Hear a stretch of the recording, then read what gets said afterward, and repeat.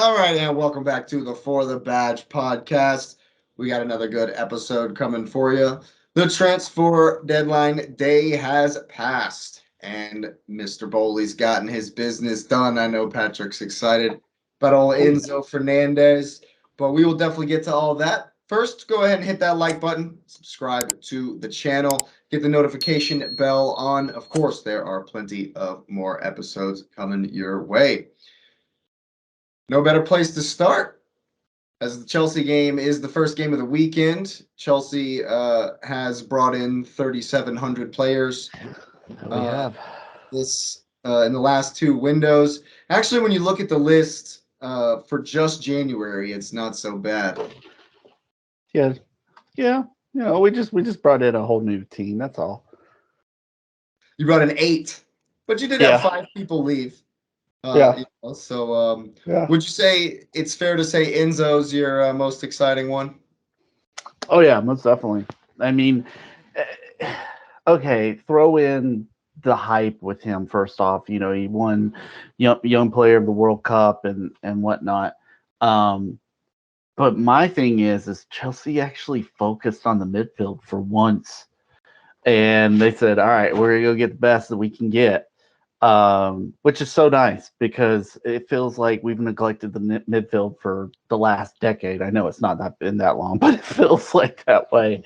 Um, but I'm excited about it. It's interesting to see what Potter's going to do when it comes to Champions League. Like, you can only take three. Who are the three? And I figure you got to go Enzo, Felix, and Mudrik, and that's putting Batticelli on the bench. Well, did Or you hear that? Did you hear that there's another loophole, of course. Bowley's found all the loopholes. It well, has to supposedly be that's not true. Supposedly 21. that's not true. It's some about age, right? So if you're Yeah, 21 and younger, Yeah, you can register him as in the other team. City you're did that with Phil Foden a lot. yeah. yeah, but they also have to be within the clubs. Like they've had to have been on the club, I think, for 2 years or something like that. There's like another loophole in there that makes it not true. Uh, Uh, But I will tell you this: I wish X was here because he would love to hear this, and I mean that in a sarcastic way. But I was listening to when the whole Enzo Fernandez thing went down. Like I was listening to a Twitter space with Ben Johnson and oh gosh, some guy named Fraser. They're writers in sure. England, and they were talking about how it's really easy to think that this is the bully show, just running things, and there's some truth to that. Like the Enzo transfer was bully saying we're going to get him, um, but Potter's had a lot of input, and I even read today that one of the things that Bowley didn't like was is that Tuchel was looking more for attackers and defenders, and he didn't want to fix the midfield. And I mean, you do have the thing where he wanted a marquee signing in terms of Bowley, but I think there's some truth to that. And that came from one of the writers that is very well versed on Chelsea. But I think Chelsea. I don't think we're going to make some crazy run by any means, but I think we're going to start looking competent, which would be really nice for once. And there's a lot of excitement again. And, for the last 18 months, this club's gone through a lot just in general. And, you said it the other day, you know, there may be a long time before Chelsea's kind of moving again, and that's still possible. But right now, it feels like, okay, there is a plan. There is actually going to be something for the future, and it's exciting. Well, There's no after other way this to put window, it. it feels like it could be like Oh, yeah, less most time. definitely. But you mentioned that you thought that it was like a sure thing he was going to register Fernandez, Murdrick, and Felix. You really think it's that sure that he won't bring Badiashile and he'll rely on Koulibaly and Silva in the Champions League? I think so. I mean, he's still got also Shalaba. He could put Dave back there, especially if Reese is healthy. Shallow was a Uh, suspect well, performance. yeah, most definitely he is. But I think I mean, you got Felix for the Champions League. You need Mudryk's speed, and you've got to have somebody in the midfield, or there's no one there. So, I mean, I don't see how Batticelli gets, which I'm impressed. I actually am getting his name right now. Batticelli is in, We finally heard it enough times. Yeah. Exactly. But I don't see how, and I hate it because I think he's actually the best of the three that aren't on loan. I think he's, but you can't sit Felix. I mean, that's exactly why you brought him on loan. Even after just the 160-minute performance. Yeah, totally. Can you imagine him with Enzo and Mudryk? I mean, that could be exciting to be. It's gonna be fun to watch. I mean, it's gonna be fun to watch, and I'm excited about tomorrow because it sounds like Enzo's going right into the starting lineup. Well, that's the thing, right? So where does he play? I've heard. See, when I saw him in the World Cup for Argentina, it didn't really dawn on me that they were playing a double pivot, right? Right. And so he's not necessarily like I pictured him like a pure CDM, but he's not. No, He's not at all. Now that I've thought back and a lot of things I've heard in the past couple of days, that so that begs the question: Jorginho's gone. Conte's forever in a wheelchair, So who plays in there with him? Is Potter going to play the double pivot and have somebody next to him? Who would that be? I guess you could play Kova, but I don't know if I'd want to do that. I don't know. That's the question, isn't it? That's the big question, and that's what's going to be interesting to see. Like, what is the mindset? But you got to have him on the field. I mean, you can't spend that much money first off and not have him on the field. But second off, Chelsea's kind of really bare there. They are going to start getting some people back here over this next 2 weeks. I read something yesterday that Reese is close, but they're probably going to hold him again for another week, which I'm fine with. I'm hold him till March if you need to, because he's too important to the team. But I don't know what to do. I mean, that's why we're paying Potter what we are now, right? Because he's the one that's got to make that decision. But that said, I think we're going to finally start to see some of this Potter influence really start to show up, because there's actually the talent to do it. And I know X would be like, well, we shouldn't have to have that kind of talent. And I agree. But also I think that, being able to have someone dynamic in the midfield is going to help this team tremendously. And it may give Mount that free flowing play to actually create that he hasn't done all year. Do you think that Potter is going to be able to handle having? I'm actually looking it up right now. 37? It's got to be like 37, 38 players on the books. Oh yeah, it's got to be something crazy. It's got to be at least three teams of players. Like you think he'll be able to handle that for 6 months? I think he will. I think that anybody that came in, I mean, for instance, they're still trying to get a work permit for Andre Santos because they want to get him playing for Chelsea this year. Isn't he 18? Do what? He's really young, isn't he? He's like 18. He's 18. He's 18, but he's scored like 4 or 5 goals in the under 20 Copa. It's either Copa or something. I don't remember.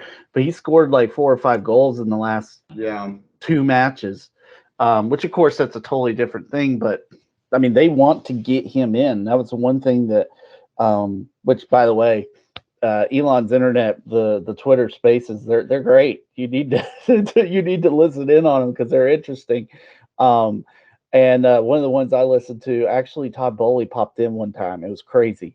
And that was wild. But I mean, I think you'll start to see who's going on the way out when you start to see what actual lineups start coming out. I'm not so sure that Havertz is on the way out now. Ziyech, course, he's on the way out. There's talks that Sterling may be on the way out. Did you hear which about is what happened with crazy. Ziyech? Yes.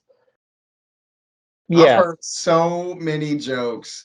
How they had Ruben Loftus-Cheek working the fax machine because he's useless. We had the kick guy. The kick guy was running the fax machine because everybody else was in mascot. Portugal. The mascot was running the fax machine. They got it wrong 3 times. Somebody said the first 2 times they probably sent it on Dodgers letterhead.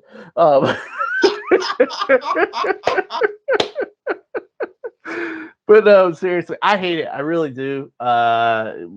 Rumor has it that he's had a really bad attitude since the World Cup. Even though he's getting playing time, and it's starting to, we talked about Cancelo and Man City.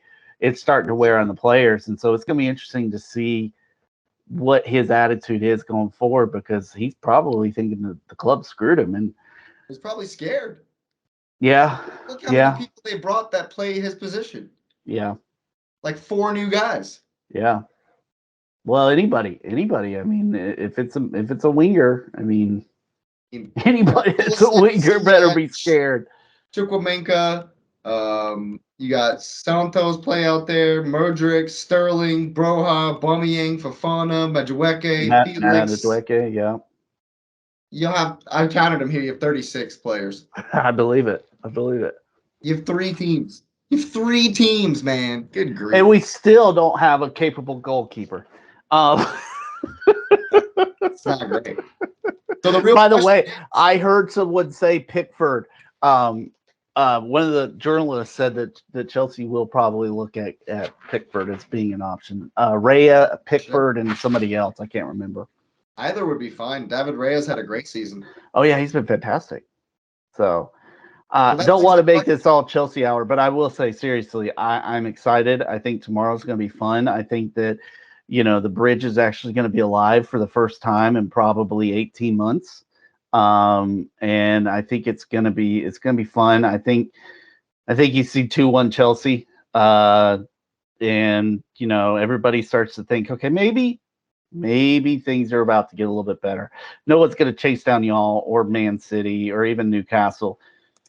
But maybe we get to Europe, and that's all you really are asking for at this point, whether it's Europa or the final 4th slot. But I don't think we'll get to 4th. I think it's too far ahead. Well, that's actually perfect timing to go ahead and remind all those who are interested out there of standings. Is it working? Yep. There it goes. 10 points now. The standings. Look at you, Jake. You made some moves. Patrick straight crushing it. All right, and he has predicted a 2-1 for Chelsea. I said it was going to be 1-1. I just think that with 3 days to prepare for this one, it took them a while to figure out what Potter wanted them to do in the first place when he first came. So he even said in his preview, his match comments, that his Spanish is bad and Enzo's English is bad. So we got another Darwin Noodles situation going on.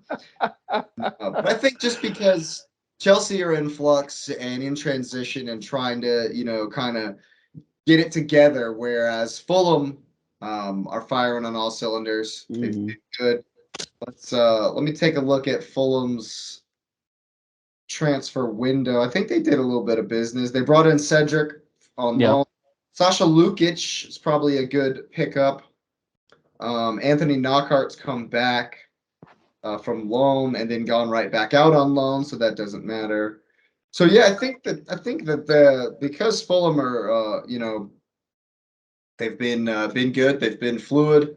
They're already kind of establishing what they do. I think just because it's at home, I think y'all be able to get a 1-1. What do you say, Lewis?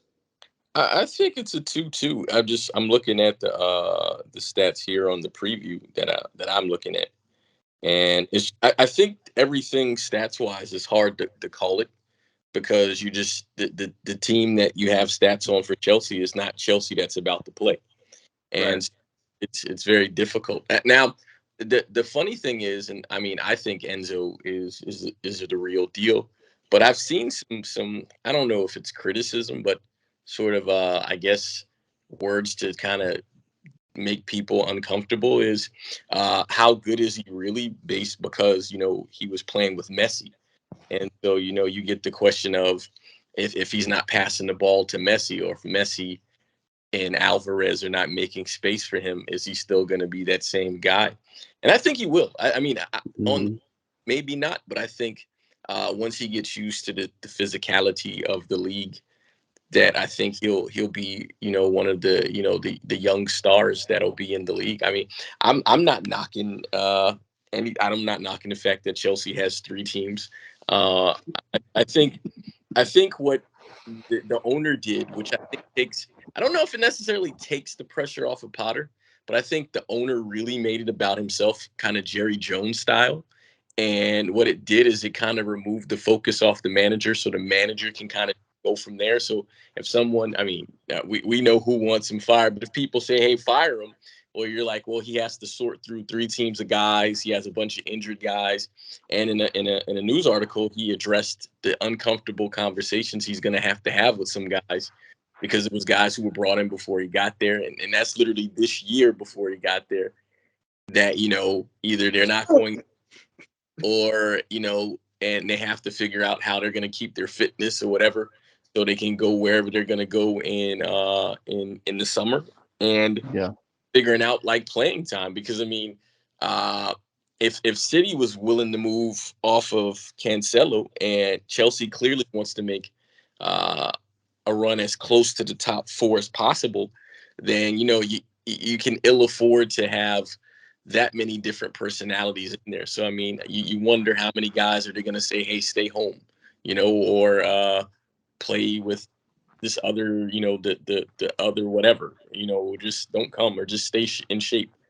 And I think he'll find his 15 players that he feels comfortable with, and a rotation, and he'll go from there. A lot of guys are looking like they're on the mend, and they'll be back in the team. So I guess we'll really see how competent Potter is. Yeah. Well, I agree. Young, right? How many of them can they do on the U23s, U21s, playing on the reserve team? So maybe like 10 of them, or say he can just be like, all right, stay in shape on the U23s. Aubameyang, he can just be like, here, man, here's go be the kick guy at this point. Go to the driving range. Just take the day off, go to the driving range, hit some balls, don't worry about it. Well, I thought what was interesting, and this didn't get a lot of fanfare, but Fofana was going to be loaned out, and Chelsea decided at the last second that they wanted to keep him. And I don't know if that's because they're wanting to see, him without, see him more than Aubameyang, which I hope is the case, because Aubameyang does nothing. Literally, I do as much during a game as he does. When you get up to walk to the fridge during halftime, you're doing more than Aubameyang. Exactly. But that said, I think you got a good point, Lewis. Like, how do you manage all those personalities? I think that one of the things that will be kind of kept in mind is somebody, you're going to drop a Lewis Hall, which is necessary. You're gonna maybe Shalaba, he drops until you start having a run of games. But that's the thing, with the Champions League, which who knows? I mean, I think Chelsea finds a way through that matchup against Borussia. But with that run of games, and with how they've been so injured, I mean, it's kind of best to just say, just be patient, because somebody's going to get hurt eventually. They're going to. That's how it's happened the last year, it seems like.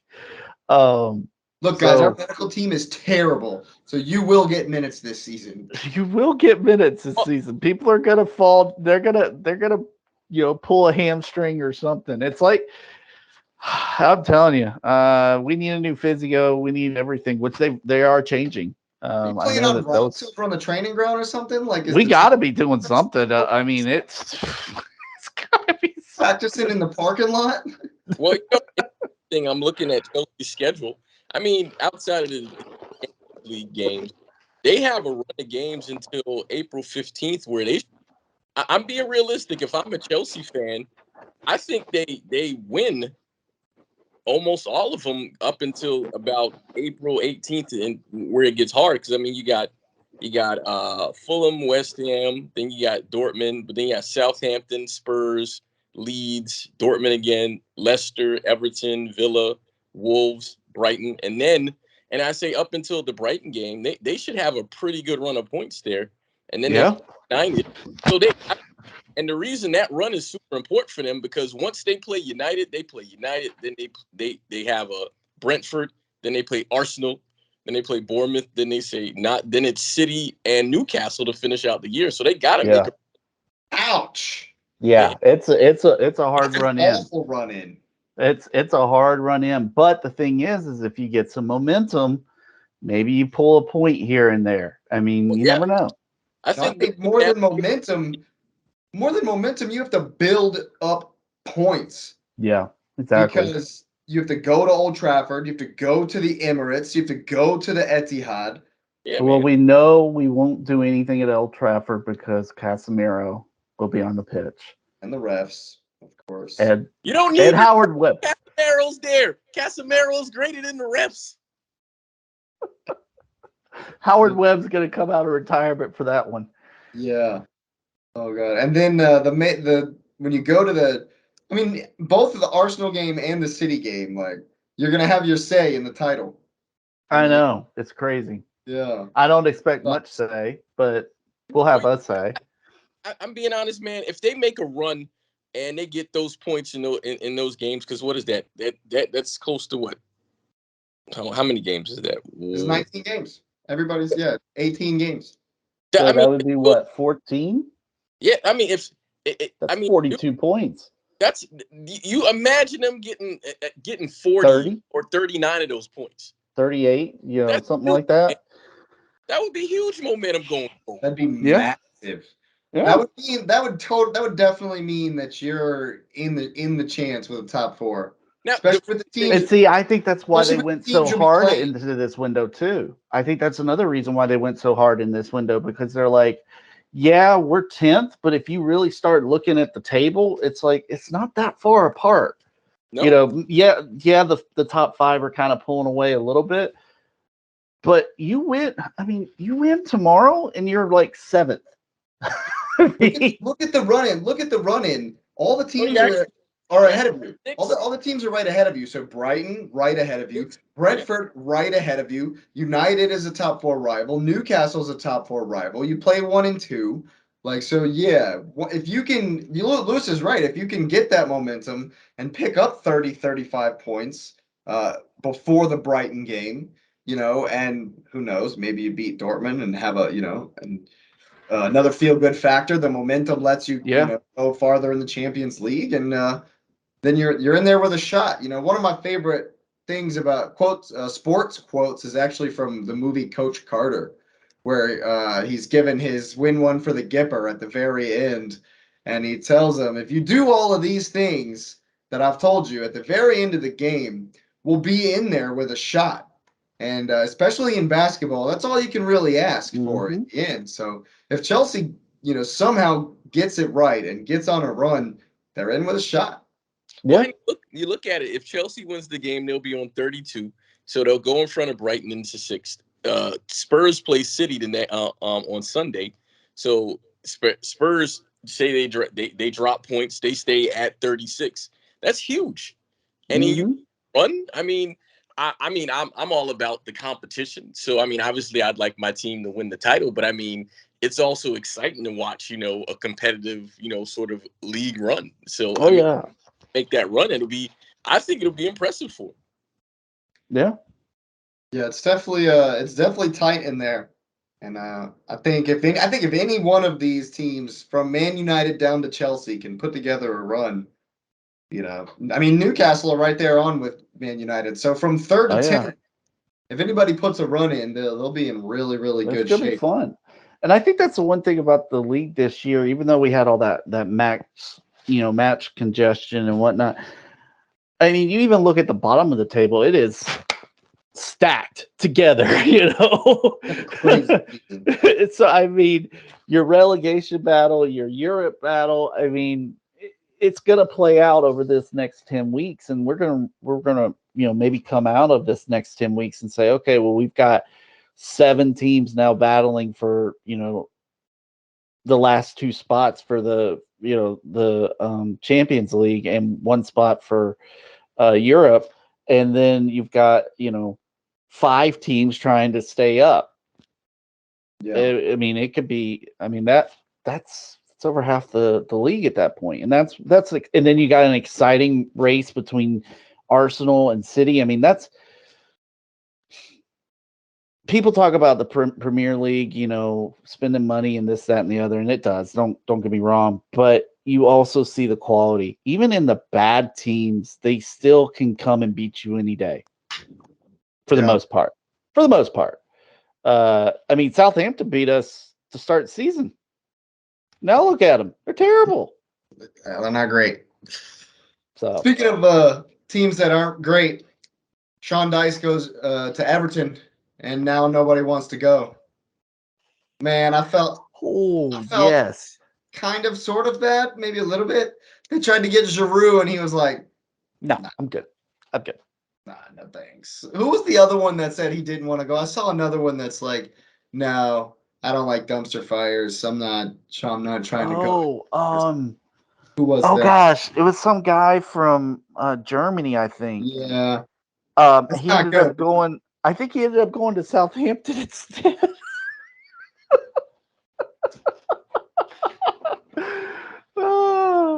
We gotta talk about Nottingham Forest here in a little bit, because we'll get to that one. The next game on the fixture list is Everton Arsenal. That's why I went to Everton. It's gotta be a blowout. It's gonna be a blowout. Oh, for sure. I think they're still in shambles. They did. Oh yeah.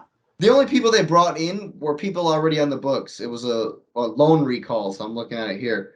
But Rondon's gone on a free. It just says released, so I don't know what that's about. That sounds pretty sketchy. And then the only real other notable one, Anthony Gordon, sold to Newcastle. Yeah. And no one. So who creates for them at this point? Alex Iwobi, my man. Yes. Damari Gray. Yeah, I could see Damari Gray doing it. Yeah, it's there's just nothing there. I mean, nothing. Yeah. So just because it's an away game, I said it'd be 2-0 to the Arsenal. I think this is a goal difference game for Arsenal. You score as many as you can. You score as many as you can. I agree. Yeah. I'm gonna go 4-0 Arsenal. 4-0 to the Arsenal. I was thinking 3, so I was thinking the same. I mean, I can't unless Arteta just calls off the dogs. I don't see how Everton stop y'all, like at all. And there's no reason to call off the dogs. You gotta create some space. I think I'm gonna switch mine to the 3-0. Y'all's confidence has got me feeling even more confident. I'm gonna switch to the 3-0 as well. I like it. Sounds good. Oh, I choose, but even it's funny. I choose Chelsea to win 2-1 as well. You changed it up. I said 2-2, didn't I? You said 2-2. Yeah. Yeah. Stick with that. Stick with 2-2. No, stick with 2-2. 2-2. All right. All of Patrick's excitement had become infectious.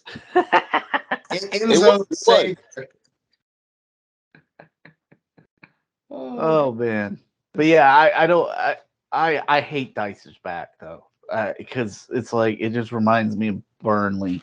I hate it. Oh God, it's gonna be negative and defensive. That's old Burnley, not today's Burnley. No, not today's Burnley. Today's Burnley's fun. Burnley fan nowadays, huh, Lewis? No, but I support Vinny being Hey, successful. you've got to be a Vincent Company fan. Oh yeah, I support Vinny being comfortable. I mean, successful because the funny thing is where was he at Anderlecht, and they sucked while he was there. So I'm glad he got somewhere where he could be successful and win, because obviously they're training up the next city manager, somewhere.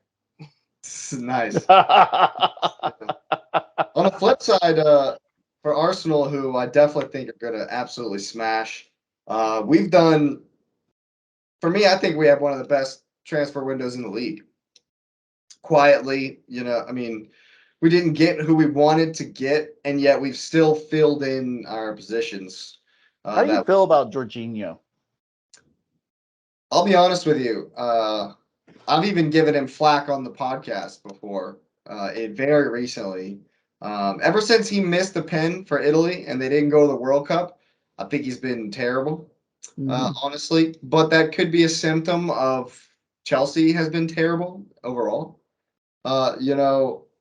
I think with the injury to El Nini, I honestly think that Jorginho, as much as I hate to say this because I love Mohamed El Nini, I think Jorginho is an improvement.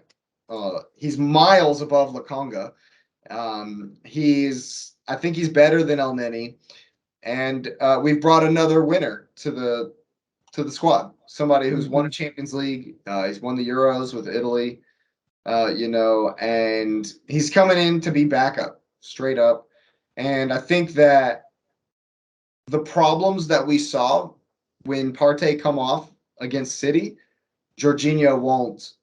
He's got the smarts. He'll hold on to the ball. He'll definitely hold on the ball, and he'll know where the space is that he needs to be. Oh yeah, I mean, I didn't want us to lose him, and I was again Twitter Space, and it was really weird because you got so many mixed responses about him leaving from the Chelsea fan base. But my thing was, I felt like he just didn't fit in what we needed now, because our midfield, like, he didn't have Conte to cover for him, and he got exposed every single time as a result. But when he could just create, we were talking about, or they were talking about, best Jorginho moment outside of a penalty, because that's all he scored. Except for when he scored on our own goal against Arsenal. But oh man, that day, I'm telling you, I was so pissed. And it was the pass to Tammy Abraham against, I don't even remember who it was now. And I went back and watched it, and it was ridiculously good. And it's like, that's what Arsenal's going to have now. And you'll have that free-flowing play. He's going to have somebody to kind of let him complete those passes. I think y'all are in a really good spot with him. And I hate to see him go, but again, Arsenal and Chelsea love to switch players up every now and then. Yeah, I think this has been one of the better ones of those, to be honest with you, but he might get something. Did Jorginho win a Premier League title at Chelsea? Yeah, he's won everything there. Nice. Yeah, so he'll get another He one. won a Europa, Premier League, and club, and of course Champions League. Yeah, well, like I say, we got another winner in. That's good. I'm happy about it. An interesting thing about him is I think he's a really good signing for Arsenal for this reason. When Arteta was at City, obviously he had some input on obviously scouting players and players, and City wanted Jorginho before, and Arteta there, and he was gonna, obviously he would have fit in with City's style, and obviously because Arsenal, they don't play the same, but they play a very similar philosophy. I think because Arteta already saw what they wanted him to be at City, I think they're going to give him a chance to be that of what he would have been at City. Even though, I mean, I don't knock him choosing Chelsea. You do what you got to do at the time because it's your career. But I think he gets a chance because I'm looking here now. I mean, Jake, you might know better than me because it says it looks like Partey is doubtful for the next game. And I mean, it's Everton, so he might get a chance to get a run in there. to kind of just, you know, play against a bad team. So, I mean, he might get a chance to show himself really early, but I agree. I think Arsenal had a pretty good window, and you see some of their guys starting to get closer, getting away from the medical table and more on the recovery room. You know, I think something that's really interesting about Arsenal's window, other than the 20-year-old, is they brought in guys that are already used to playing in the league. So there's not going to be that, okay, can they handle the physicality? Okay, can they handle the speed? No, these guys already play it. They've played it for the last 2-3 years, whatever you want to say. And that's just only strengthening Arsenal for this run in. Absolutely. I've heard a lot of Arsenal fans saying that they're upset because we can't get our first. We're not getting our first choice. We wanted Murdrick and it got hijacked. You know, we wanted Caicedo and we couldn't get that over the line. You know, and it's happened a few times in the past with in Martinez at United. We tried to get him in the summer and it didn't work out. You know, blah blah blah. But I think you nailed it, Patrick. What our signings this January shows is that we're going for this title here and now this season. That's what the signings show. We found cover in the right spots. We have two guys in nearly every position, and so it definitely shows that ambition that we're trying to win right here, right now. But they also have an eye on moving forward as well. And Lewis, as far as the injuries are going, Gabby Jesus is back on the field, uh, training again, running again, back on the pitch. So that's really, really positive. So yeah, we definitely got people coming back. And as far as the Partey injury, it's his ribs. So he bruised his ribs or something.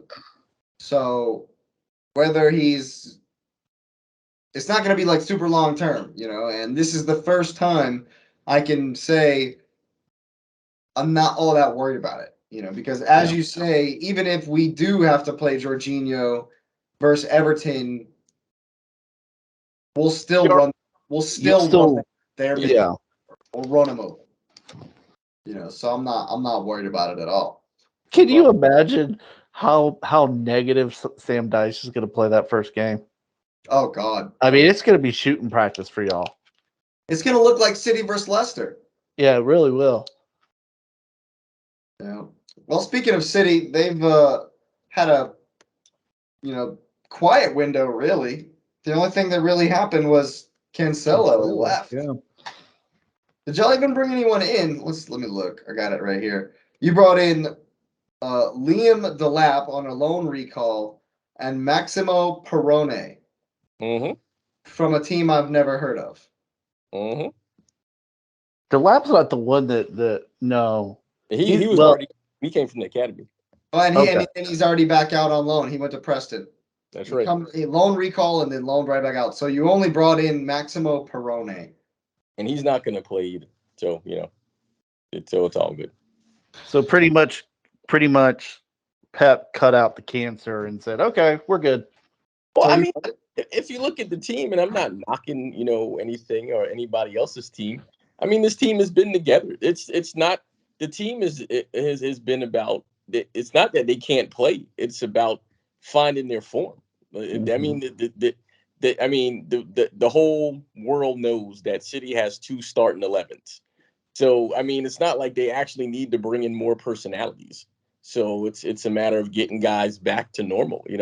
I'm looking forward to Phil Foden starting at left back, and and Kyle Walker playing keeper again, and it's just about you're gonna see. I think you're gonna see something a little different against Spurs, because I think this is the beginning where they're like, all right, there's no more distractions. All you guys who want to leave, they're gone. If you need to think about leaving, you worry about that in June. But right now we have a focus: is Champions League and the league. And I mean, I don't leave the FA Cup out because it's not important. I leave the FA Cup out because that's the kind of whatever. Whoever's there is there. But I mean, I think I don't think they need a refresh until the summer, just based on what's going on for the team. I think adding a new personality in a volatile kind of situation, as it appears from the outside, doesn't help. And so, I mean, if you follow any City fan pages, they're all like, "My God, City is gonna, they're gonna be mid-table because they didn't buy any players." I mean, and it's funny because I don't know if as Arsenal fans and Chelsea fans, you exactly know what it feels like, but City fans are in the past, especially the older ones, are super negative, man. They expect to be mediocre, and imagine looking at the start of this thing from 2008 to now, and still having the mentality of mediocrity. I don't get it. I mean, it's they didn't You're trust, always waiting for the other shoe to fall. but like they didn't trust Pep. I mean, I remember the first year, and I looked at Pep, and I'm like, the hell is he doing, right? But that's because he was figuring out, because everything he did in the first season he didn't do anymore, and from after that first season, he won the league 4 times. I mean, just trust him. And I Yeah. mean, it's not like he forgot football or anything like that. Just let him do what he does.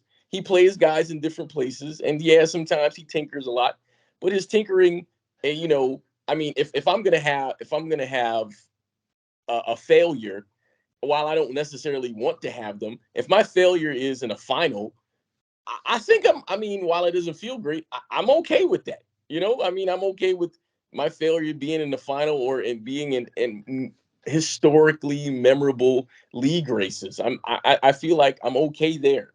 And they're the guys. I mean, half the team is young. There's like what, 4 or 5 guys that are like long in the tooth that they're probably going to let go. But most of the team is under 25. And so Mhm. I don't get the negativity behind it, because of course Chelsea wasn't going to stay down. Of course Arsenal wasn't going to stay down. So for the fans to be worried like this, I mean, The it's standard is so high. huh? You've been ridiculous for 5 straight years. Yeah, it's not. Even Yeah, even the tweener, where Liverpool beat you by like 1 point, you still had like what, 90 points at the end of the season. You've yeah, been stupid for 5 years, so the standard is six, way up six. here. And I'm so anytime you even fall even a little bit below that standard, it's, oh no, the sky is falling. which is so unrealistic, because I mean, as much as they, people call the Bundesliga a farmers league, and La Liga, etc. It's and Patrick, you alluded to it. The Premier League is always going to be competitive. There's never going to be a team that just runs away with it every year. Like the period with Alex Ferguson is a freaking anomaly. It is. I mean, because obviously Arsenal was there, but once Chelsea, and I give Chelsea a lot of credit, because Chelsea is the reason that this broke up and it made the Premier League more competitive. Because once Roman came in and said, "Man, screw all this old-fashioned hierarchy thing. We're going to come in here. I'm going to hire who I want. I'm going to buy who I want, and we're going to be freaking good." And other owners were like, "Wait a minute. I can make money here and I can do the same thing." And so you saw a bunch of people do it. Now, it's not an easy process, No. and it requires thinking 15 years down the line. But if you can get the right people in the right places, that 15 years is going to be a hell of a 15 years, man. Mm-hmm. I'm not gonna lie, not a lot of people are talking about it, but those long contracts that Bowley handed out, that's kind of where y'all are at right now. You're at, Mm-hmm. this next 7, 8. Let's look at the period of Murdrick's contract. Say it takes you 2 seasons to really hit it. That still gives y'all 6 years where, like, Yep. Arsenal's young, so we're Yep. going to be good for 3, 4 seasons at least. Chelsea just bought a ton of young people. They players, they can get it together. They're going to be good for 3, 4 years at least. Like you say, Lewis, City is still young, so y'all aren't going anywhere. United are back. They got a good manager that they're really behind. Ten Hag's finally doing something over there, so it's definitely going to be competitive for the foreseeable future. It is. It's gonna be fun. It's gonna be like when you had Pep and Jose and Simeone all together in La Liga. Yeah. it's going to be like that going forward. And by the way, Lewis, 2 teams of 11's great, but 3 teams of 11's even better. Not when one of them's injured. This is true. Not This when is one of the true. whole But seven- I had to go. I had to go with it. I had to go with it. But no, kind of going back to what you said, Lewis. I think that fans in general. I mean, of course, this is cliche, but the word fan comes from fanatic. I think about myself as a fan, as a Clemson fan, because I've been a Clemson fan, of course, longer than I have been a Chelsea fan. I've been a Clemson fan since I was pretty much born, and Clemson's been winning at this incredible rate here recently, and the last 2 years they've lost 3 games each season, and people are like, "Oh my God, we're terrible, we suck," and like as someone who's gone through the bad times and the mediocre times, I'm like, this is still good, y'all. Like, chill out. But it sounds like it's the totally different spectrum on the city side. They're just waiting for it just to all fall apart. And the thing is it's not going to. Even when Pep leaves, it's not going to fall apart. No, it's not. A funny thing to add, and here's where I think it's weird, because I really don't know, and I'm being honest, because I'm talking about a fan base now, and I'm saying fans, but obviously, in football, they're supporters, so whatever, but ultras. yeah. But it's funny because, and I'm being honest, right? And because for the last 3 years, I'm being honest, I've seen City win the league. I remember where I was when Aguero scored 93-20. Like, I remember everything. And that was the first year, and I was happy enough with that. I mean, City fans could literally live with 93-20 and die and be happy. But all City fans are now waiting for is the Champions League. That's really all they want. I mean, to pretend that it's anything else is weird. So if City is able to get it this year or in the next few years with Guardiola, I mean, what are they going to become? Are they going to become the snobs that I feel like they might become? Because then it's like, oh, well, if we lose a game, we're not supposed to ever lose to anyone. Like, these teams are freaking good, man. They see what you're doing. Success breeds success. So you want other teams to kind of emulate. City really copied what they saw happen at Chelsea and Barcelona and kind of mixed it. So, I mean, I think, and this all circles back to the window. First, City was ruining the league. Obviously, after Chelsea ruined the league. Yeah, we ruined it first. Don't forget that. Right. And so, I mean, I prefer they leave what they have in place and get what we got right. That's like, a guy, and it's just going to be a strange analogy. A guy, he has a wife and she's good people, and you want to try to work it out with her, but you're like, nah, let me go get this mistress. No, work it out with your wife first. Figure it out. I love it. At the end of the season, if you need to say, okay, we the kids are out of the house, we can separate, do that. But I mean, until then, just ride it out until you get to the end, then go from there. Until Pep wins the Champions League. Yeah. Well, the funny thing, if you're going on the Chelsea route, the most unknown is going to win you your first Champions League. Yeah, man. Yeah. You bring in somebody nobody's ever heard of in 3 seasons and just run the Champions League. Yeah. Roberto Di Matteo is gonna. Oh my! He's gonna come back because that's. He's gonna come back. But no, I mean, and it's interesting you say that, Lewis, about we're not supposed to lose. I mean, most of the Chelsea fan base, other than the old heads, they went through when the bridge would. You don't lose at the bridge. You don't lose at the bridge. You win every time at the bridge, and now when they lose at the bridge, it's like, oh my gosh, the world's about to crush and this, that, and the other. And it's like, it's kind of funny that the X isn't here to discuss this, because it's almost like it's almost an explanation of why he should just chill out, calm down just a little bit, buddy. But it is that, there are other good teams. Now you want to raise your level so that you're not losing to those teams, but that takes time. You can't just, okay, we're back up here. You know, there is a climb. Sometimes that climb takes 2 years. Sometimes it takes 10 years. Sometimes it takes 20 years. It all depends on your front office and your ownership. And not to bring it back to Chelsea, but that was one thing that Fabrizio Romano said that he admired about Todd Bowley is that usually when you have new ownership, they come in and they sit on their hands and they wait to see what happens and they don't go and be aggressive. And Todd Bowley's totally differently. He's being aggressive because he wants to see this team win.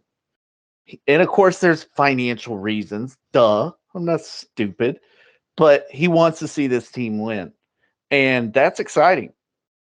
That's what Sheikh Mansour did. He came in, he started spending money. Yeah, absolutely. So, Well, and it's funny. I was thinking about X, and I mean, I do wonder what will happen or how he'll respond if Chelsea does go on that run until about April 15th. Well, will he still hate Potter with the same sort of ferocity that he has right now, or will he kind of cool on it? It's gonna be a hashtag We Love Potter in front. Yeah, we'll have to get him a different pin at that point. Yeah, absolutely. Well, speaking of incredible owners that are doing wonderful things for their team, City are going to the Tottenham Hotspur Stadium, and they didn't do much in the window. They brought in Danjuma, who we saw got the goal the other day. And Pedro Jude Porro. Suits Up Bell. Who was that? Oh, he was a youth player at Chelsea. He's now Striker. Yeah, he's at Tottenham. Striker, yeah. He's not going to play. Yeah. Pedro Porro comes in from Sporting. I don't know much about him either. And he can't either. Did you? I know we discussed the 2.5, but did you see what that 2.5 was for? It was for like some kind of charitable tax or something that the Spurs didn't want to pay. Very Spursy. Gotta love them. So what are we thinking about Sunday? It feels like a tricky fixture, maybe a little bit. Yeah. Or is it just going to be a 4-0 City are done with the BS? I think it's tricky specifically because Conte won't be there. So that means that you don't necessarily know what you're going to get. Because they're trying to kill my man. All that stress, man. All that stress. He's got his gallbladder in twists. They're trying to kill my man. Oh my! First he says that he can't win there. Now they're just trying to kill him. I mean, yeah. Well, he said the gallbladder surgery was a success, but I think what's going to happen is City is going to try to start fast, and I think that what will happen is if they score early, obviously the floodgates will open, and they're going to try to beat the snot out of them. If not, it'll be 0-0 for a little while, and then I think if the interim guy or the seat holder guy in place is able to figure something out, maybe it'll be competitive until the end. I mean, I'm still confident City wins the game. The margin, I don't know. I would say I think maybe 2-0, maybe 1 or 2-0. I don't feel a lot of goals in this game. But City do like to score against Spurs. I'm gonna go 3-1. What, Patrick? I'm gonna go 3-1 City. Yeah, that's what I said. So what if and stay with me on this one. What if the interim guy, like in his meeting with Conte, is like, yep, we're gonna do that. Sure, okay, we'll do that. Yep, we'll do that. Sure. And then when it comes game time, he just like plays completely different. And he's like, look, guys, go for it. Forget the Conte park the bus. Go at him. And then we see just a completely different Spurs. But the Spurs have the players for that. There's Sonny and Kane, man. I Sonny and Kane are good players. Well, yeah, but that's it. But they're just. Sonny can go off for a brace in a matter of seconds. He's that good. Oh, come on, man. Let's not get too excited about him scoring in the cup versus whoever that was. Preston North End. Yeah, come on. No, Come on. but Sonny plays well against City. Like you can go back and look. Historically, he's played well against City. That's true. That's true. I still think that I just don't see Spurs doing anything. Again, like we've said all season, as much as I would love to see the interim come in and do something crazy, I think it might. I mean, it'll go much like the game went 2 weeks ago. Except I don't expect City to just fall asleep for 5 minutes and give No. Well, there's some guys in the City team that need to like really prove themselves, and with Cancelo leaving, I think they'll be motivated to play well. I'm excited to see what City looks like after him leaving. Like, was he really an issue to the level that it affected their play? He hasn't been playing anyway. He's Well, no, missed the right. last 3 No, games. I'm saying though, locker- like, It's a I'm lot. talking about locker room wise. Like, Yeah. Well, the is- funny thing is, there's a story that came out that Ruben Diaz, who's also 25, which again, City is not old, but Ruben Diaz is. There's a story about how he became really more vocal recently, and now that Cancelo is gone, he's decided to be even more vocal, and that's a big deal because I mean, he's obviously a countryman of Cancelo, and Silva decided to stay. So you got national team guys who are his teammates that are like, "Hey, man, we're going hard for City." And then Cancelo even came out and said, because it's a loan. I mean, they didn't sell him, and I think he still has 2 years left on his deal. And I think you guys said it. It's unlikely Bayern pays the fee, which means he's coming back at least for a little while. So I mean, if that's the case, then I think they're gonna be like, "Hey, we need to kind of right the ship." So I think they have something to prove themselves. yeah. Should be interesting for sure. I'm excited to see what they're gonna do, especially with the big one looming in a couple of weeks. But we'll move on to our normal weekly segment of how does Brendan Rodgers have a job? Goodness gracious. Leicester go to Villa. It's away to Villa. And I just don't see this one being a game worth watching. Probably not. What'd you say? I'm not watching. I'll check the highlights, but I'm for sure not Yeah, watching. same here. So I have not heard of anyone that Leicester's brought in. They brought in someone from Stokes, so that guy's a superstar. We know that. Iosi Perez is gone. Yeah, Perez is Altman's gone. Yeah. gone. Yeah. Oh well, I got you. So you got the guy from Stoke, Harry Sutar. Yep. You got Tete from on loan from Shakhtar, and you got Victor Christensen from I can never say these teams' names. Copenhagen? From Copenhagen?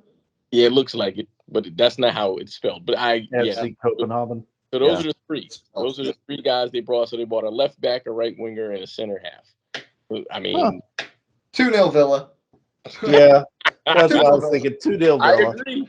Are we all saying 2-0 Villa? I think we are. I agree. That game's a wash. They're trash.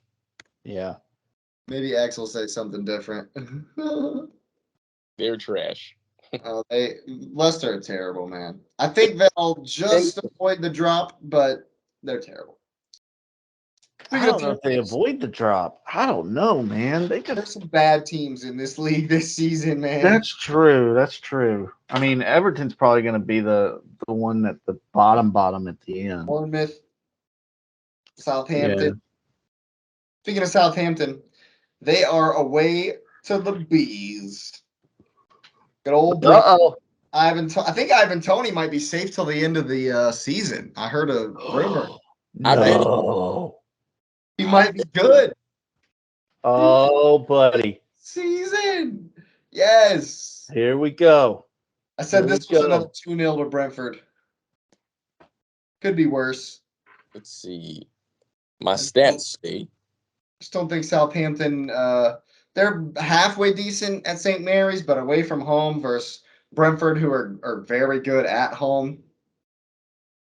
Give Yep. me 2-1. James Ward-Prowse with a free kick. I was going with the 2-1 as well because you got Southampton having kept the clean sheet in 5 games. And They're due. yeah, That's the logic. yeah, that's it. They're All gonna right. get scored on a lot. But even though I'm going 3-1 though, I You're got going 3-1. All right. Speaking, you're going 3-1. 3-1. 3-1. Okay, that's yeah. I like that. All Tony right. Robbins. The Seagulls and the Cherries. Ooh, okay. This is gonna Absolutely be boring because the Seagulls are probably going to run rampant. a bloodbath. I said 3-0. Matoma, man, the Japanese dude on the wing there is crushing it. Crushing it, Brighton. Yeah, I'm trying to figure out a Managed- way to get him in my fantasy team, but I got to drop somebody important to do it, and I'm not so sure I want to do that. So Managed to keep Caicedo. yeah, They at least brought in till the summer. some people. A lot of people left, but I think they're going to be just fine. Trossard obviously left in the window. I think they'll be just fine. They usually have some good scouting, obviously, since everybody's been raiding their team. But yeah, I think they'll press on. I think they'll do very well. Do we think Brighton has what it takes to challenge for top 4, 5, I think 6? so. I don't see why not. They haven't lost in 5 matches. If They're Liverpool drop out, They lost just the second time out recently. the stats says they haven't lost in 5 matches. So yeah, because the last 4 they played 2-1 pool, draw against Leicester, 3-0 pool, 5-1 Middlesbrough, and 4-1 Everton. Huh. yeah, Haven't lost. Arsenal were the last team to beat them 4-2 at home. Wow. I So think this one's just going to be a bloodbath. I'm Yeah. calling 5-0. 5. 5-0. They are 5. fourth. Wow. Fourth in goals scored. And if you look at their last matches, 4-1, 5-1, 3-0, 5-0. 3. I said it was 3-0. Give me 2. 2-0.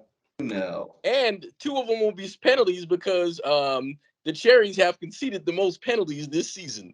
One will be a corner kick. 2 Well, it'll be a pins quarter kick. Don't forget that. Yeah. because Bournemouth have given up like 15 corner kick goals this season. Something That's insane. stupid. That's insane. Something That really. reminds me of when y'all had Unai Emery and y'all couldn't stop a free kick or a corner kick to save y'all's lives one season. Like it was bad. Dark days. Dark days. Sorry to cause Yeah. PTSD Well, there. I we're living in apologize. we're living in the light these days. Yeah, we're living in the light. You're good. You're good. Up Old Trafford. My man Patrick Vieira takes his new signing, old Sammy Lakonga, my favorite.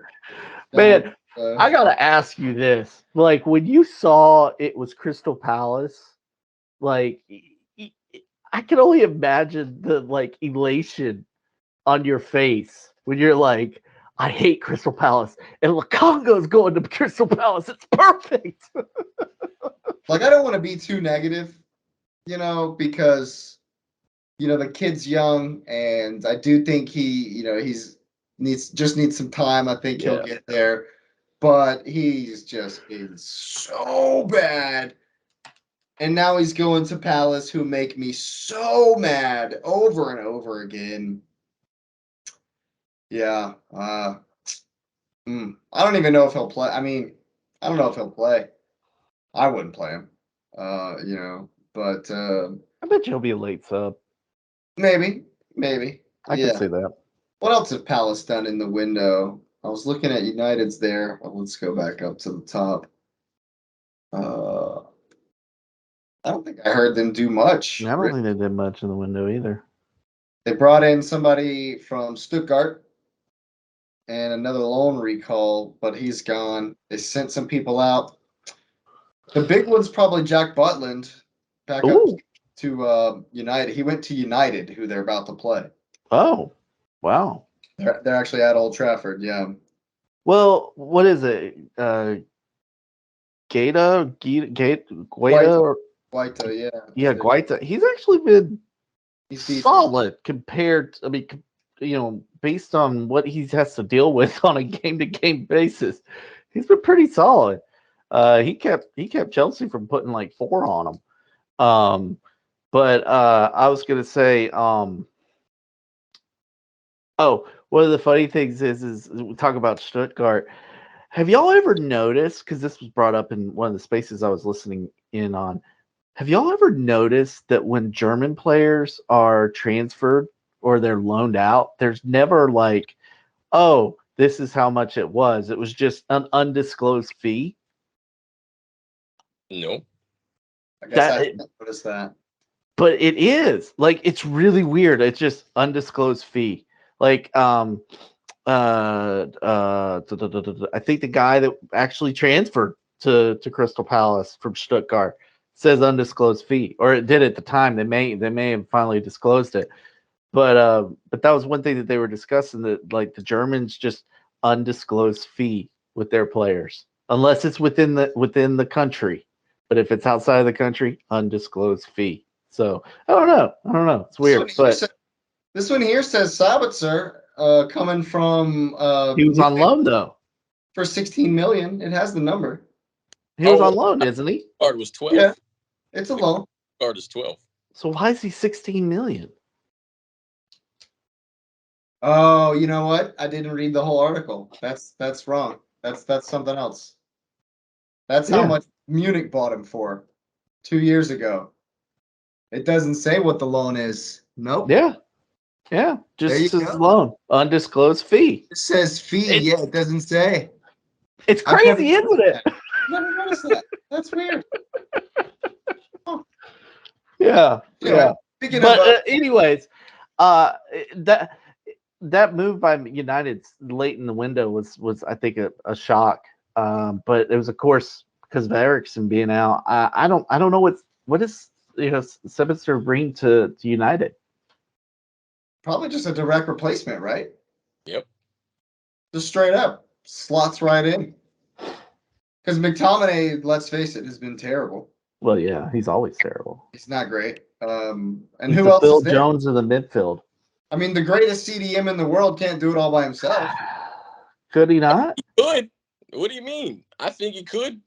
Yeah, but they don't want to make him. They don't want to have to make him. We don't want the rest of the league to be embarrassed and feel bad because he's so much better than everyone. We don't want to embarrass everybody else. Play 1 on 11 and he still wins the game.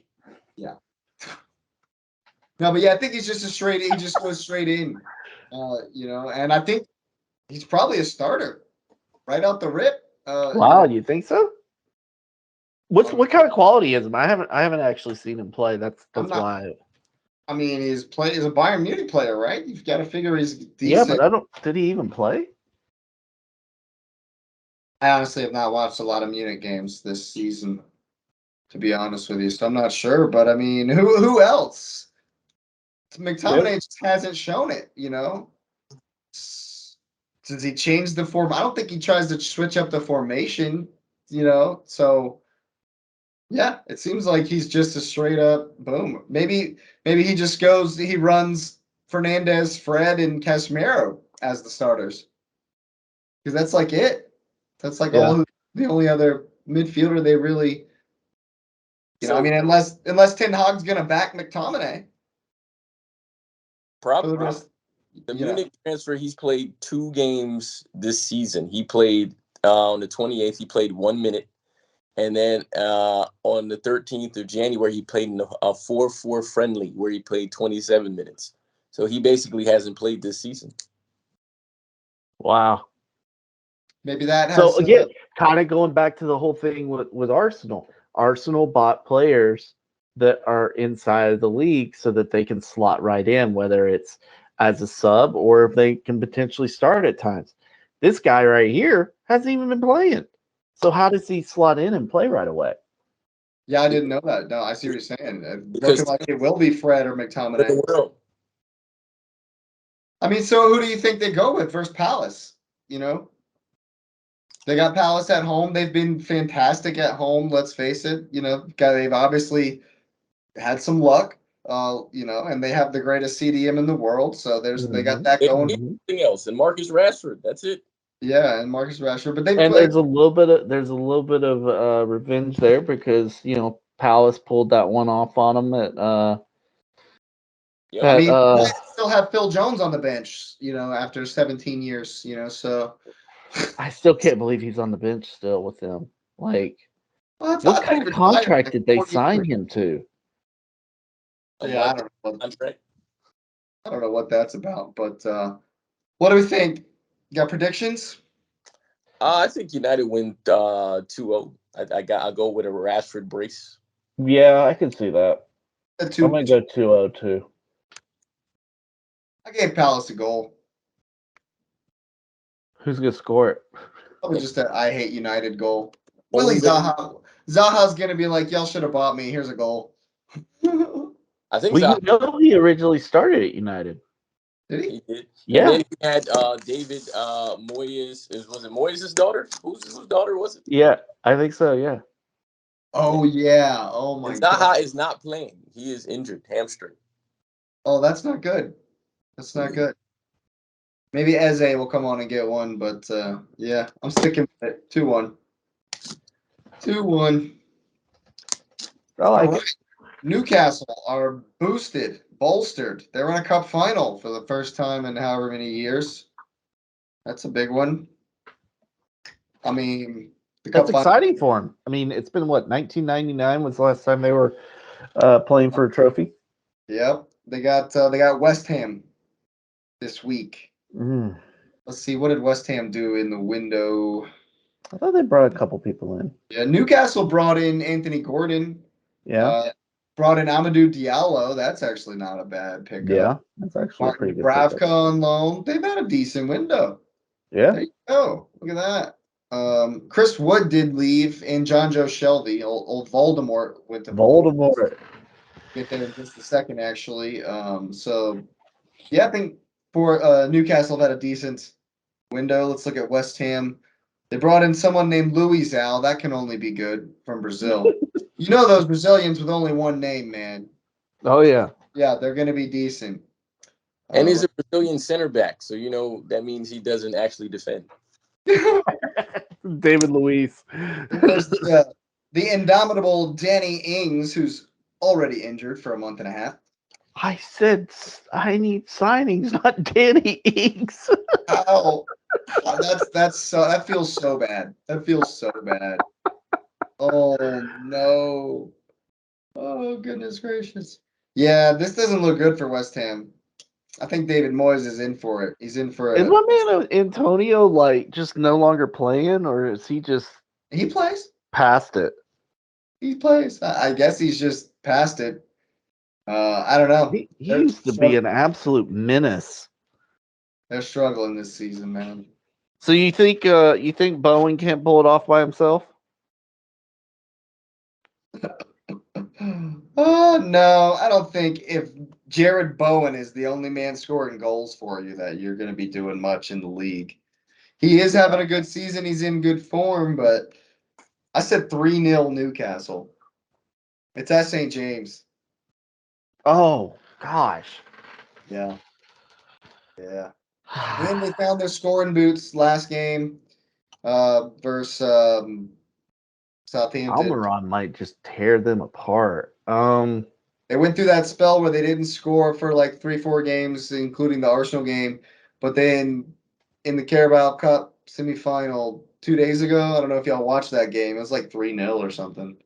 Yeah, you told me it was over in like the first 12 minutes. Blasted them. Yeah. Yeah. So I said 3-0. Give me 3-1. I think somehow West Ham gets one. Jared Bowen keeps it going. Yeah, Jared Bowen. Yeah, we'll go with that. Again, you got West Ham fighting to stay out of the bottom. They're only clear by a point. Yeah, but They're way ahead on goal differential though. Newcastle are too good, man. The funny thing about West Ham is they're not in actual awful form. They looking at their last 5 games.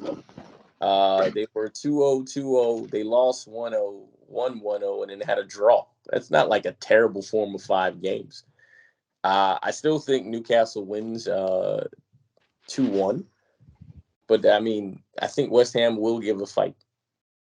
Watched any of those 5 games though? They've not been convincing at any point. But, I mean, the thing Maybe versus Everton, because Everton are terrible. But Yeah.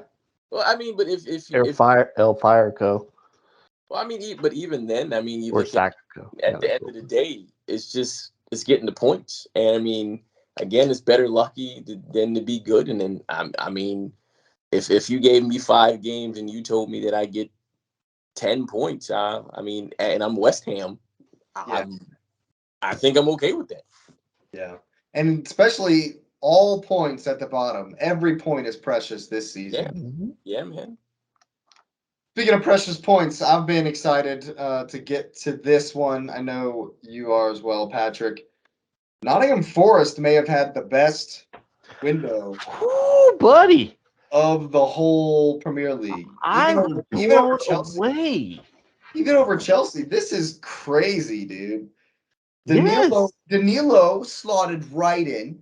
I don't know if I've seen him play one game. He was like their best player on the field. Chris Wood is a shrewd signing, I think. Voldemort's come in. And then how did they get Keylor Navas? What? The dark arts. That's awesome. I don't know how they managed that. That But, was fantastic. Absolutely fantastic. I think I'm gonna go out on a limb. Forest, man, they might survive. I'm thinking so too. This window might help. I had them going down at the beginning of the season. I had them going down in my mid-season review. I don't know, man. This may change my opinion because they are sitting in 13th right now. So they're on good form. They've put a run together and they strengthened in the window. Mhm. And they're at home to a struggling Leeds side.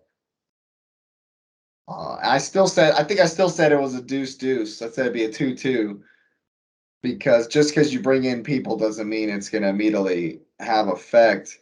And but Forest have goals in them at home, so I said 2-2. Do you know they've brought in 29 players since the summer?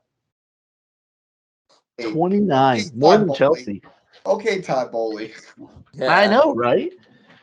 I don't know. I think. I mean, Leeds needs this one badly. Weston coming to Leeds. I like it. I mean, but like you said, where does he play? Who do you think takes the spot from? I mean, I don't know because Rodrigo. I just saw like an hour ago that Rodrigo's out for 2 months.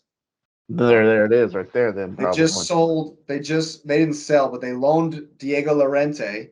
They loaned Joe Delhart. They loaned Mateus Click. Wow. Yeah. Mateus Click went to DC United. What? Yeah. That's crazy. That shocked me. That's crazy. That shocked me. He's going to DC United. That was shocking. But yeah, I think Weston might slot right in. Yeah, he just might. We could have an fun midfield to watch. All-American midfield, baby. Yeah. Tyler Adams, Weston McKennie, and Brendan Aronson. Just let Tyler cook. That's all I ask. Yeah. Just let him cook. Love it. But I mean, you look at this. Okay, so you've got 21 for Nottingham. You've got 18 for Leeds. Leeds needs to get some kind of result here. I'm gonna go 1-1. They've got to get a result. Marsh has got to get it, or he's really going to be playing in his own El Sacco soon if he doesn't watch it. Pressure cooker for sure. What you thinking, Lewis? 3-2 Forest.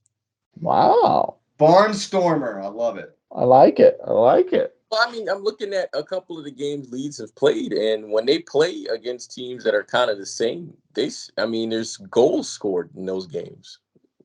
Like, You guys see 4 goals, 7 goals, 4 goals. I think 3-2. They But forced. we'll get to watch this one. We'll get to watch it too because it's the early game on Sunday. Yes. Nice. Yeah, I hope that's an exciting one. I figured it might be back and forth for sure.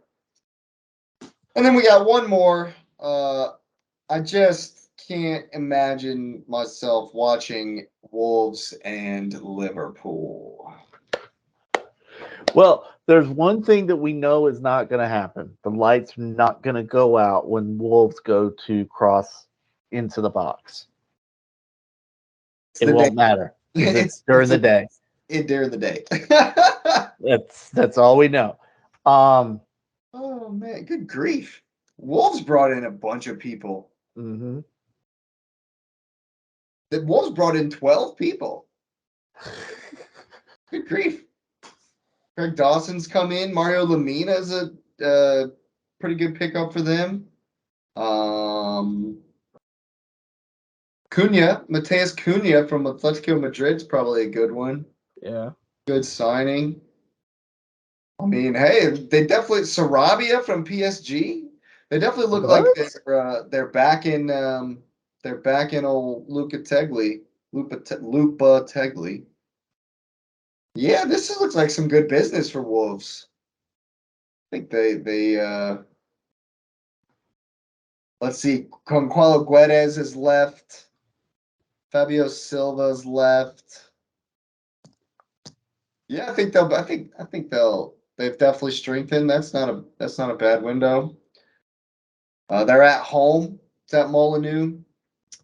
And we all know how great Liverpool are doing. Yeah. Wow. Liverpool literally they only brought in Gakpo. Listen, I was told that Liverpool does not have money. How did they buy Gapco or Gapco?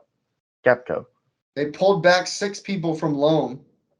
Sir, the Coutinho money. Do you not know the answer? The Coutinho money pays for That's everything. always the Coutinho It's the Coutinho money. What are you talking about? This doesn't look good. That doesn't look good. That's not good. No, They brought in Gakpo. That's about it. I've never heard of these other people, so ooh, Klopp, what are you doing, man? It's year 7, sir. It's year 7. That's bleak. It looks bleak. Mhm. Man, I said it would be 1-1. I didn't give any hope. Darwin Noodles misses 4 chances. Maybe Mo Salad Bowl will get a tap in. give me Wolves 1-0. Just in the dirt. Hey, listen, if that same Liverpool team that Chelsea play comes out on the road, Wolves will find a way to get a goal and beat them. Ruben Neves Ruben Neves. comes in. That's what I'm talking about. What you thinking, Lewis? 1-0 Liverpool. Traore's gonna just destroy freaking Milner. Just destroy him. Oh God, 1-0. Milner starts. 1-0 Pool. Oh man, he doesn't have any faith in Diego Costa. 1-0 Pool. No faith in my man Diego. Oh my goodness gracious me. Well, yeah, well there it is. That's all the games. I know I'm excited for sure. Let's take a look at the fixtures. Obviously, watching Everton Arsenal. Let's see some interesting fixtures at 10 o'clock on Saturday. Yeah. I I'd may watch Brighton.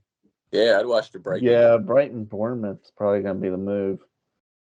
I don't know. Brentford Southampton could be That tasty. could be fun. I mean, Ivan Toney's playing, so it's always gonna be interesting. I bet it will be. Listen, I think that we as a pod should just become the Ivan Toney fan club. Yes. I'm down. I'm down. We should Okay. just All right. Let's look at the betting. All right. So betting odds. betting on the Brentford Southampton. Yes. Brentford for I don't Southampton. for this weekend. Let's see what they are. What's the over under? The over under. Let's see. From B win. It's 16 to Southampton is 16-5. A tie is 13-5. It looks like it's That means it's 3-1 Brentford. God, they don't give Southampton any chance. 3.5 total goals. Yeah, my man Tony's getting 2. yeah, man. He's Yeah, getting 2. Brentford to win 17-20. Yeah, yeah, Mm. yeah. Yeah. This They is definitely bookies this could be a don't give blowout. Southampton a shot at all. They give them no chance whatsoever. Now I'm looking. Tony's already let him know. He's like, "Yeah, I got it lined up. Don't you worry. We're gonna win." Or he could take a dive. He might owe some bookies. He might have to take a dive. Well, no. What he's gonna do is he's gonna give away a foul at the top of the box. Just to make sure Ward Prowse steps up and sinks one, so that they're gonna get the one goal. And the 3-1, the 3-1. No, 2-1. You said 2-1.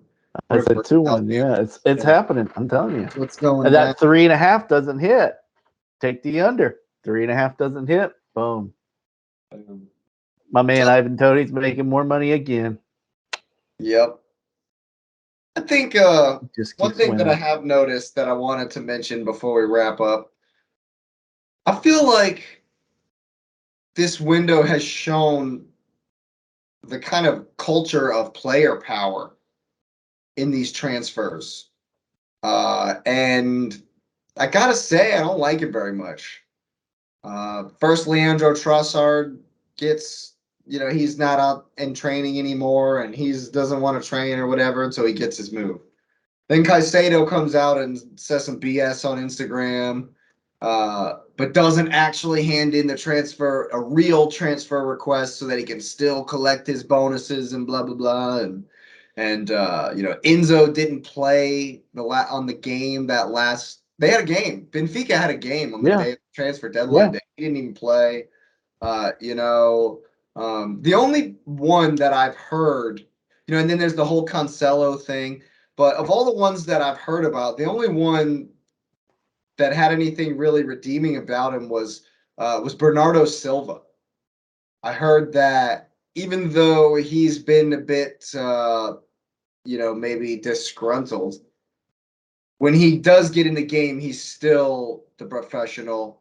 He still comes on and gives a performance for the team, plays for the badge, and always shows up and does the business, even if he's maybe not getting as much time as he wants or not playing. Where you think he might play, because Pep moves people around. We've seen Silva pop up in a winger spot, and then we've seen him pop up next to Rodri. So you can tell, that he's maybe not, perfect situation, but he's still out there doing the business and being a consummate professional, and it just really irks me to think that these guys on these huge contracts are like just shirking responsibility and we're going to be late to training, or we're not going to give our all, or we're going to chuck a ball at the coach, or like I just don't like the culture of how the players can just act like children and get what they want. Right. I hope you wasn't hoping for a debate on that one, sir. You wouldn't get one on that. Is it straight? Are you guys just straight echoing what I'm thinking?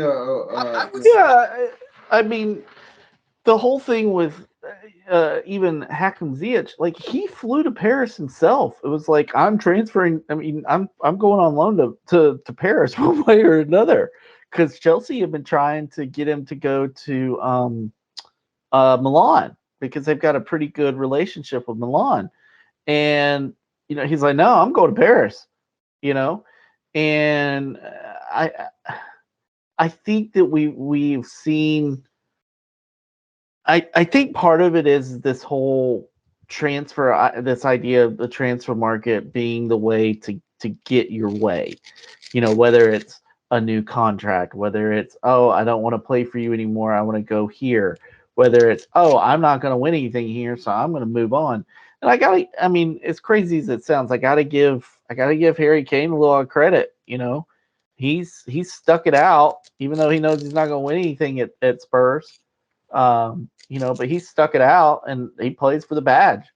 And I think that the thing about soccer in general, you hear, oh, they're just mercenaries. Oh, they're just mercenaries. Well, this kind of proves it. They're looking for the next.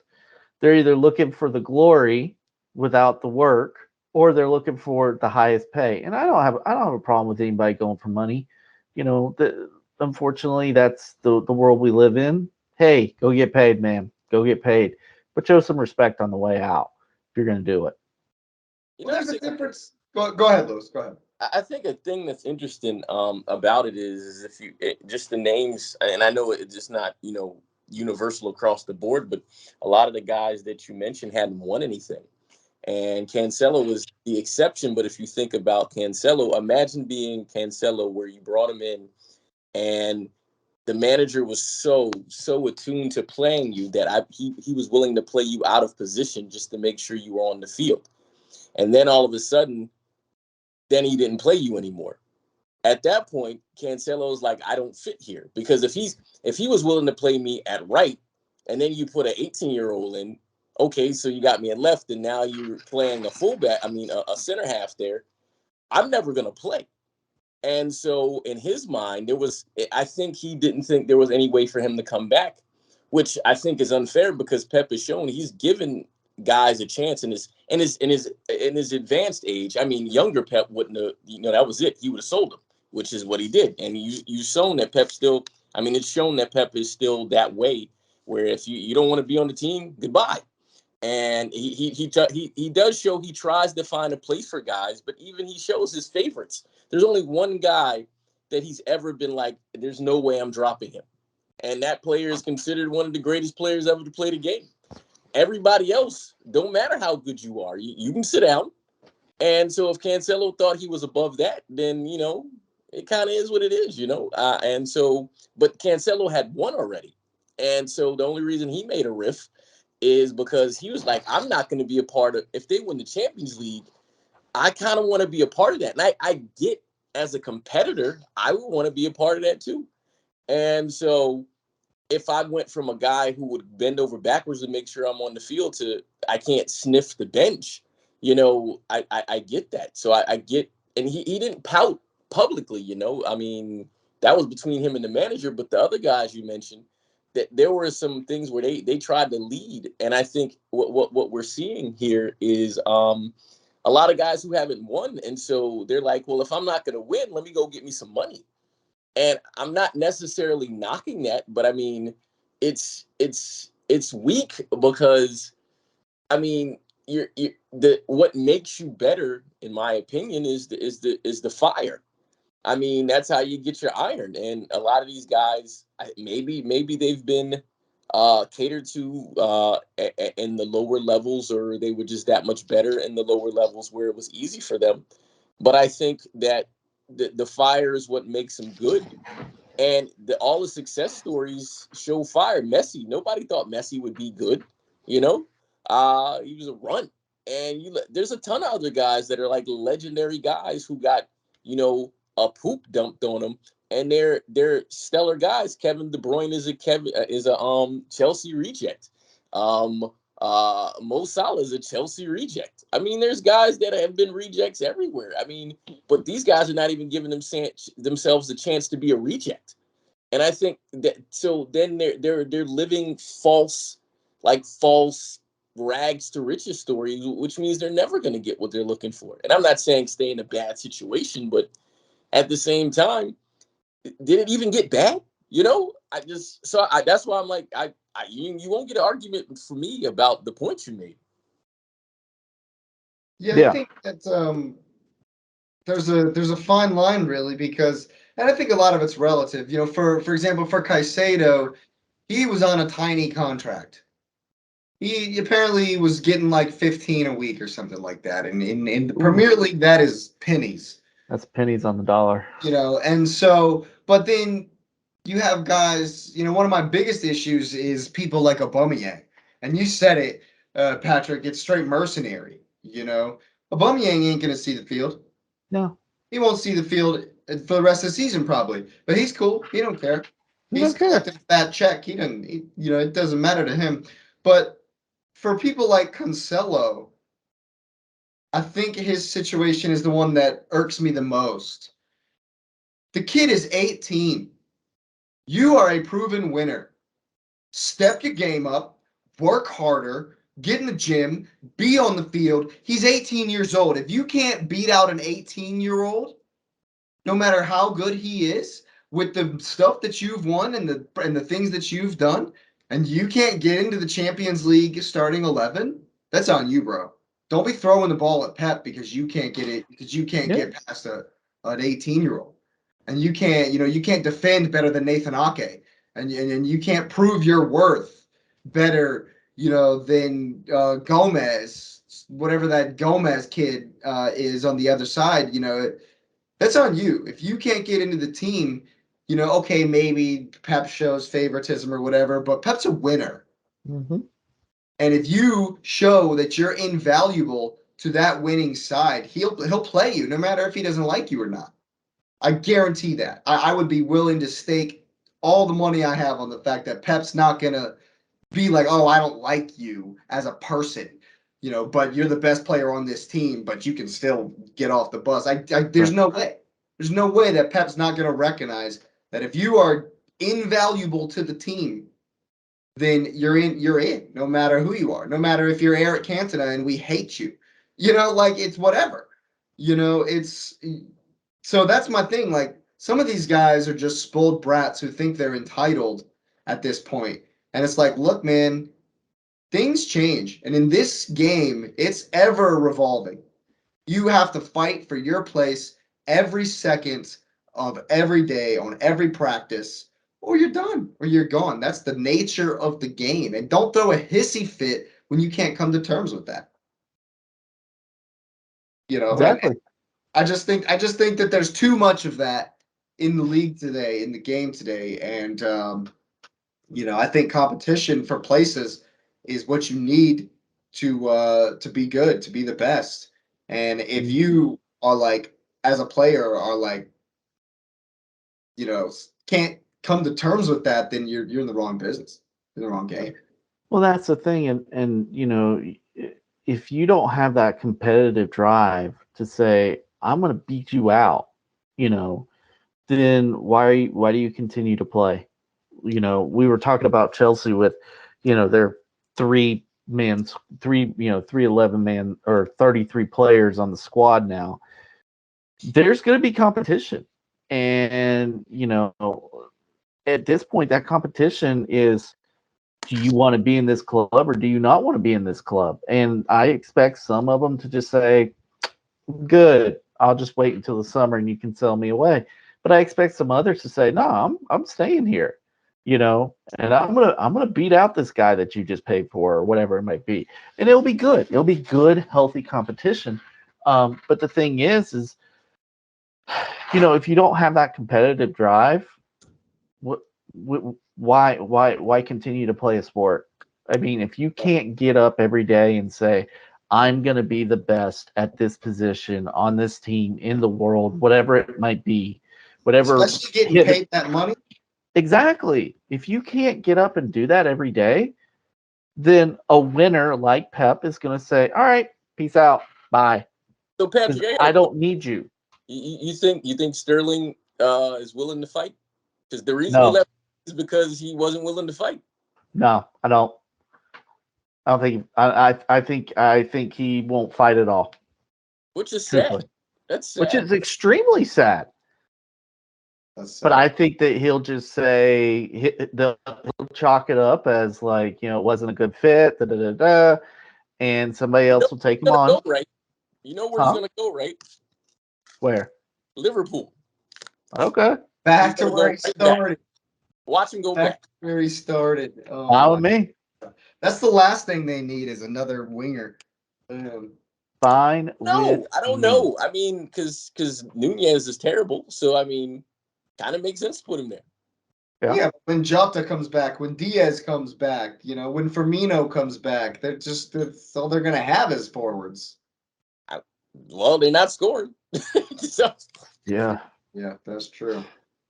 Well, I think that's perfect. Perfect note to end on. Liverpool woe. We certainly love that. All three of us here. Yeah, thanks for listening. This has been the For the Badge podcast. Hope you've enjoyed it. I know I have. We got plenty more coming for you right around the corner.